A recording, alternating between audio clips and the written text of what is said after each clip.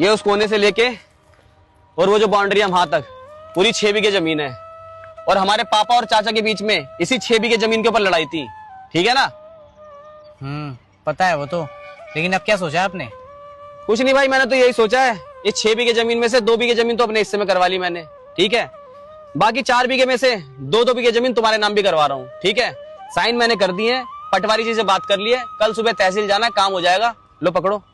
कहने का मतलब ये है, तीनों भाइयों के हिस्से में बराबर की जमीन बट रही है, 2-2 बीघे, ठीक है?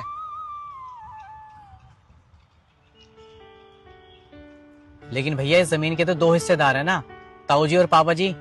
इस हिसाब से हम दोनों भाइयों के हिस्से में 3 बीघे जमीन आनी चाहिए। तो आप हमें 1 बीघा जमीन फालतू की दे रहे हो, जबकि आपके अकेले के हिस्से में 3 बीघे जमीन आनी चाहिए। अकेले? मेरे भाई, इस अकेले शब्द से तो डर लगता है। अरे बचपन में माँ छोड़ के चली गई, तब मैं अकेला हो गया।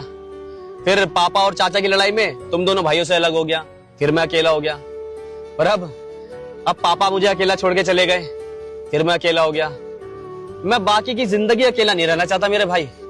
तो ये जो लड़ाई की जड़ है ना, इस जड़ को ही खत्म कर देना चाहता हूँ। 1 बीघा जमीन फालतू ले लो, लेकिन मेरे भाई मैं बस इतना चाहता हूँ, तीनों भाई आपस में मिल के रहें, बस।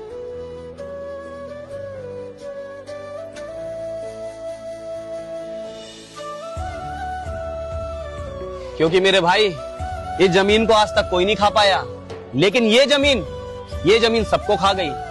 और वैसे भी जब खून के रिश्तों में दरार पड़ती है ना, तो मुलाकात सिर्फ मौत और जनाजे पे होती है। ये तो हमने पापा और चाचा की लड़ाई में देख ही लिया है ना।